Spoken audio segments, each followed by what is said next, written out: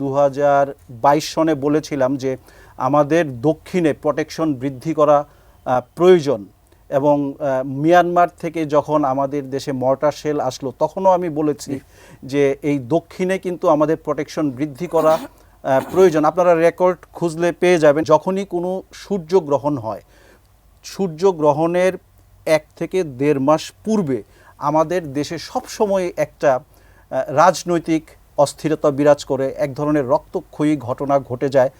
তো এই বিষয়টা নিয়েও আমি কিন্তু একটু শঙ্কিত, যেহেতু মার্চের শেষের দিকে একটা সূর্যগ্রহণ রয়েছে, আবার সেপ্টেম্বরে যে আরেকটা সূর্যগ্রহণ রয়েছে। তো এই সময়গুলোতে কিন্তু আমাদের দেশে রাজনৈতিক অস্থিরতা বিরাজ করবে, এবং সেই সাথে প্রতিবেশী যে দেশগুলো রয়েছে তাদের সাথেও কিন্তু আমাদের এক ধরনের অস্থিতিশীল পরিবেশ থাকবে। যেমনটি আমি 2023-2022 সনে বলেছিলাম যে আমাদের দক্ষিণে প্রোটেকশন বৃদ্ধি করা প্রয়োজন।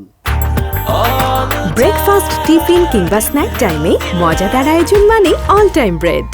এবং মিয়ানমার থেকে যখন আমাদের দেশে মর্টার শেল আসলো তখনও আমি বলেছি যে এই দক্ষিণে কিন্তু আমাদের প্রোটেকশন বৃদ্ধি করা প্রয়োজন। আপনারা রেকর্ড খুঁজলে পেয়ে যাবেন, এই রেকর্ডগুলো আছে, আমার নিজস্ব ফেসবুকেও আছে। তো এই দক্ষিণটা নিয়ে কিন্তু আমাদেরকে বেশি চিন্তায় রাখবে, এবং এই দক্ষিণ সাইডে আমাদেরকে আরও বেশি প্রোটেকশন বৃদ্ধি করতে হবে। এবং সরকার এবং বর্তমান যিনি সেনা প্রধান রয়েছেন, আমি ওনাদেরকে বিনীত অনুরোধ করব, একজন বাংলাদেশি হিসেবে, একজন বাংলাদেশি জ্যোতিষ হিসেবে, ওনারা যেন ওই দিকে একটু বেশি সচেতনতা অবলম্বন করেন। এতদিন পরে দেশে আসলাম, তারপর যদি ভয় নিয়ে থাকে আসলে আমরা নেগেটিভ কি হয় আমরা আসলে নেগেটিভ প্রেডিকশনগুলো একটু বেশি দিয়ে থাকি কেন, ভীত সন্ত্রস্ত করার জন্য নয়, আমরা যেন আগে থেকেই একটা সতর্কতা অবলম্বন করে আপনি বলছিলেন পরিকল্পনা নিয়ে সেই সমস্যাগুলিকে মোকাবেলা করতে। আপনি বলছিলেন যে অনেক দিন পরে বাংলাদেশে এসেছেন, অনেক দিন পর বাংলাদেশে এসে বাংলাদেশকে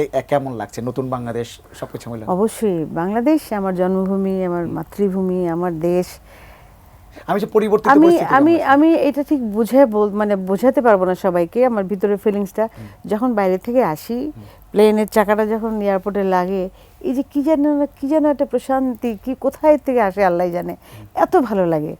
এত যানজট, এত প্রবলেম দেশের, মানে কি অবস্থা, মানে এখন কোথাও একদিনে 2টা কাজ করা যায় না, এরকম রাস্তাঘাটের অবস্থা। তারপরও কেন জানি ভালো লাগে।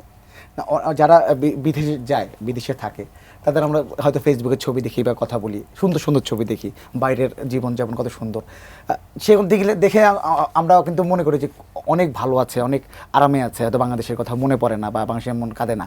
আসলে কি প্রবাসী যারা আছে তারা বাংলাদেশে মানে ওখানে, আমি তো ওখানে পার্মানেন্টলি থাকি না, আমি যাওয়া আসা করেছি।